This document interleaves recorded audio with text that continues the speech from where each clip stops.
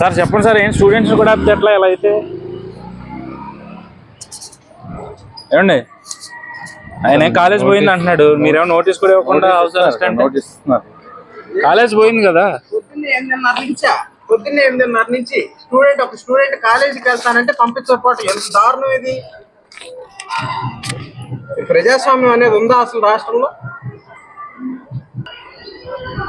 College student కాలేజీకి కూడా వెళ్ళకుండా ఆపారంట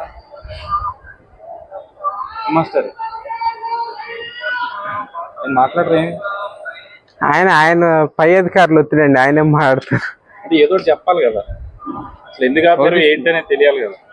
కాదు సార్, మార్నింగ్ 8:30కి వచ్చారు కదా సార్, నోటీస్ సర్వ్ చేస్తే మేము తీసుకుంటాం, మేము రెడీగా ఉన్నాం. నోటీస్ ఇప్పుడు నా కాలేజ్ పోయింది, నేను 9ంటికి కాలేజ్కి వెళ్ళాలి, నా కాలేజ్ పోయింది, నాకు అటెండెన్స్ ఉండదు. ఇప్పుడు ఏమంటారంటే అక్నాలెడ్జ్మెంట్ మీరు రాసి సంతకం పెట్టేవాడిని ప్రోగ్రామ్కి వెళ్ళాను అంటారు. ప్రోగ్రామ్కి వెళ్ళాను నేను రాసి సంతకం పెట్టిస్తే ఏమవుతుంది? నాకు ఇక్కడ నేను ఇంట్లో ఉండటం, నేను కాలేజ్కి వెళ్తా, అక్కడ నాకు అటెండెన్స్ పడదు, ఎందుకంటే టైం దాటిపోయింది కాబట్టి. నేను ఇక్కడ లేను అక్కడ లేను, రేపు భవిష్యత్తులో గవర్నమెంట్ కక్షపూరితంగా కేసు కూడా పెట్టచ్చు. కాబట్టి ఇప్పుడు మాకు నోటీస్ సర్వ్ చేయమని, ఇది కొత్త కాదు కదా, కారణం ఏంటి అసలు ఎందుకు ఆపినట్టు? గత 5 సంవత్సరాలుగా జరుగుతుంది ఇది నిర్బంధకాండ. ఈరోజు నిరుద్యోగ యువత అంతా కూడా ఏపీపీఎస్సీ మీద అక్కడ ముట్టడి కార్యక్రమానికి వెళ్తున్నారనే ఇన్ఫర్మేషన్ ఉందని చెప్తున్నారు. మాకైతే ఎటువంటి ఇన్ఫర్మేషన్ లేదు, మేము ఎటువంటి కాల్ ఇచ్చిన పరిస్థితి కూడా లేదు. అయితే మార్నింగ్ 8:30కి వచ్చారు, వచ్చి హౌస్ అరెస్ట్ అన్నారు. సో దాని మీద వాళ్ళు కూడా నోటీస్ కూడా ఇవ్వలే ఇప్పుడు దాకా. స్టూడెంట్స్ ఆపడం ఏంటండి? ఏదైనా ఉంటే నాయకులు చూసుకోవాలి. అదేనండి, ఇది కొత్త కాదు, ఇది గత 5 సంవత్సరాలుగా స్టూడెంట్స్ ఆపుతున్నారు. అదేంటని మేము ప్రశ్నిస్తే మీరు వెళ్ళిపోండి అంటున్నారు, లేని పక్షంలో ఇట్లా ఆపుతున్నారు. రాష్ట్రంలో ఉద్యోగం చేసుకుంటా అంటే ఉద్యోగాలు ఎవరో, చదువుకుంటా అంటే ఫీజు రియంబర్స్మెంట్ ఎవరో, ఆఖరి కాలేజీకి వెళ్తామన్నా కూడా పంపని పరిస్థితి ఈరోజు రాష్ట్రంలో ఇంత దౌర్భాగ్యంగా ఉంది. అందరికి మేనమావ అని చెప్తా ఉన్నారు జగన్మోహన్ రెడ్డి. అదే ఆ మేనమావని మడతెట్టి ఇంట్లో కూర్చోబెట్టే రోజులు కూడా దగ్గరలోనే ఉన్నాయి. ఇంత దారుణమా? పొద్దున్న నుంచి ఒక స్టూడెంట్ కాలేజీకి వెళ్తానంటే ప్రభుత్వం ఇంత భయపడుతుందా విద్యార్థులకు కూడా? మీరు నిజంగానే ఆపాలనుకుంటే నోటీస్ ఇవ్వాలి. నోటీస్ ఇవ్వకుండా మీరు ఇష్టానుసారంగా ఇట్లా చేయడం అనేది మంచి పద్ధతి కాదు. ఇది సాయంత్రం వరకు ఇంతేనా పరిస్థితి? అదే మేమైతే నోటీస్ అడుగుతున్నాం, మీరు ఏ కారణంతో మమ్మల్ని ఆపుతున్నారు నోటీస్ అడుగుతున్నాం. నోటీస్ కూడా ఇవ్వలేదు, పొద్దున్న వచ్చారు. అదేంటండి అంటే ఆయన అధికారులు ఒత్తిడండి, మేమేం చేయలేమని చెప్తున్నారు. అది జగన్మోహన్ రెడ్డి ఇంత భయపడుతున్నాడు స్టూడెంట్స్ కూడా, ప్రత్యక్ష ఉదాహరణ కనబడతా ఉన్నాం. సో బ్రదర్, మార్నింగ్ నుంచి మిమ్మల్ని హౌస్ అరెస్ట్ చేశారు, ఇప్పుడు వచ్చి నోటీసులు ఇచ్చామని చెప్తా ఉన్నారు. అసలు ఏముంది ఆ నోటీసులో? అంటే పొద్దున్నే 8:30కి వచ్చారండి.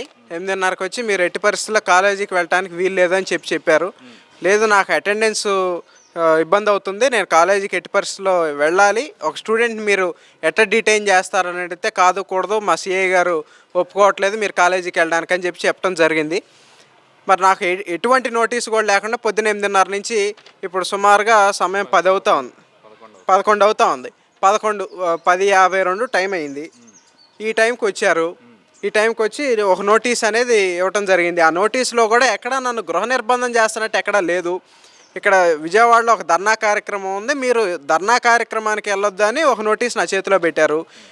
పొద్దున్నే 8:30 నుంచి మాత్రం నన్ను మిమ్మల్ని హౌస్ అరెస్ట్ చేస్తున్నాం, మిమ్మల్ని బయటికి పంపించొద్దు అన్నారు, ఇంట్లోనే ఉండమని చెప్పారని చెప్పి వచ్చిన కానిస్టేబుల్ చెప్పారు.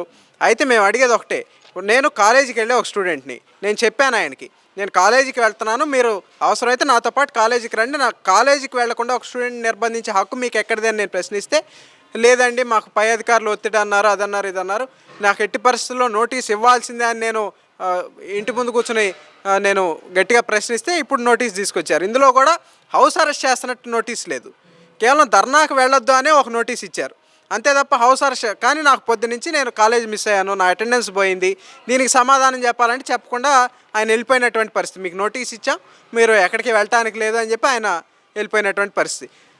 రాష్ట్రంలో ఇంత దుర్మార్గకరమైనటువంటి పరిస్థితుల్లో ప్రజాస్వామ్యాన్ని అణిచివేసే విధంగా జగన్మోహన్ రెడ్డి ప్రభుత్వం తన ఆఖరి రోజుల్లో ఇటువంటి దుశ్చర్యలకు పాల్పడటం అనేది సిగ్గుచేటు. నీకు నిజంగా ధైర్యం ఉంటే గ్రూప్ 1 నిరుద్యోగులందరికీ వాళ్ళందరికీ కూడా ఉద్యోగ అవకాశాలు కోరుకునే నిరుద్యోగులందరికీ న్యాయం చేయి. రేపో మాపో దిగిపోతా ఉన్నాం, మా మీద ఎందుకయ్యా నీ ప్రతాపం, విద్యార్థుల మీద చూపిస్తావా నీ ప్రతాపం? కాబట్టి జగన్మోహన్ రెడ్డికి కూడా తన ప్రభుత్వానికి రోజులు దగ్గర పడినాయని మేము ఈ సందర్భంగా తెలియజేస్తా ఉన్నాం. అంటే ఎలక్షన్ టైంలో ఏం చేసినా సరే అది ప్రజల్ని మభ్యపెట్టడానికి అని చెప్పి గతంలో జగన్మోహన్ రెడ్డి చెప్పారు. ఇప్పుడు చూస్తే నోటిఫికేషనల్ డ్రామా అనేది చాలా స్పష్టంగా అనిపిస్తుంది. దీన్ని ఎట్లా చూస్తారు ఒక విద్యార్థి నాయకుడు? అంటే ఖచ్చితంగా అండి, ఆంధ్రప్రదేశ్ రాష్ట్రంలో జగన్మోహన్ రెడ్డి అధికారంలోకి వచ్చిన దగ్గర నుంచి కూడా విద్యార్థులకి నిరుద్యోగులకి తీవ్రమైనటువంటి అన్యాయం చేసి తీవ్రమైనటువంటి మోసం చేసినటువంటి వ్యక్తి జగన్మోహన్ రెడ్డి. ఇక్కడ మనం చూసుకున్నట్లయితే ఎన్నడూ లేని విధంగా ఆంధ్రప్రదేశ్ రాష్ట్రంలో జగన్మోహన్ రెడ్డి అధికారంలోకి వచ్చిన 2-3 ఏళ్లలోనే 1345 మంది నిరుద్యోగ యువత ఆత్మహత్యలు చేసుకున్నారు ఆంధ్రప్రదేశ్ రాష్ట్రంలో. ఇది నేను చెప్పింది కాదు, నేషనల్ క్రైమ్ రికార్డ్ బ్యూరో అధికారికంగా ఇచ్చినటువంటి సమాచారం. ఇంకా అనధికారికంగా ఎంతమంది ఆత్మహత్యలు చేసుకున్నారో తెలియదు. కాబట్టి ఇతని ప్రతాపం అంతా కూడా నిరుద్యోగుల మీద, విద్యార్థుల మీద, ఎందుకంటే వాళ్ళు ప్రశ్నించే గొంతుకలు లేరు అనుకుంటా ఉన్నాడు. ఖచ్చితంగా మేము విద్యార్థుల తరపున నిరుద్యోగుల తరపున గళమెత్తుతూ ఉంటే ఈరోజు ఇట్లా అక్రమంగా డిటైన్ చేస్తూ ఉన్నారు. ఎటువంటి నోటీసు కూడా లేకుండా ఈరోజు ఉదయం నుంచి చూస్తూ ఉన్నాం. నోటీస్ ఇవ్వండి అయ్యా అంటే అదిగో ఇదిగో అన్నారు. 11ంటికి నోటీస్ చేతిలో పెట్టి, అది కూడా హౌస్ అరెస్ట్ నోటీస్ కాదు, కానీ పొద్దున 8:30 నుంచి ఇప్పుడు 11 గంటల దాకా ఇటు మమ్మల్ని ఇట్లా నిర్బంధించడం. దీనికి నోటీస్ ఇచ్చిన తర్వాత అడిగారా? ఇందులో మరి ఎక్కడ హౌస్ అరెస్ట్ లేదు కదా, నన్ను ఇప్పటివరకు మరి ఎందుకు హౌస్ అరెస్ట్ చేశారని అడిగామండి. అడిగితే వాళ్ళ దగ్గర దానికి సమాధానం లేదు. చట్టబద్ధంగా చేస్తే వాళ్ళ దగ్గర సమాధానం ఉంటుంది. చట్ట వ్యతిరేక కార్యక్రమాలు పోలీస్ శాఖను అడ్డం పెట్టుకుని జగన్మోహన్ రెడ్డి చేస్తూ ఉంటే దానికి వాళ్ళ దగ్గర ఏం సమాధానం ఉంటుంది? వాళ్ళు కూడా దయచేసి మమ్మల్ని అర్థం చేసుకోండి అని వాళ్ళు కూడా వెళ్ళిపోయినటువంటి పరిస్థితి ఉంది. కాబట్టి ఇప్పటికైనా ఒకటే తెలియజేస్తాను, ఇటువంటి అక్రమ నిర్బంధాలను ఆపాలి. రేపు ఎట్టి పరిస్థితుల్లో రాబోయే ఒక 50 రోజుల్లో తెలుగుదేశం ప్రభుత్వం ఈ రాష్ట్రంలో అధికారం చేపట్టబోతా ఉంది. ఖచ్చితంగా జగన్మోహన్ రెడ్డికి కూడా కాలం చెల్లిందనే మేము ఈ సందర్భంగా తెలియజేస్తా ఉన్నాం.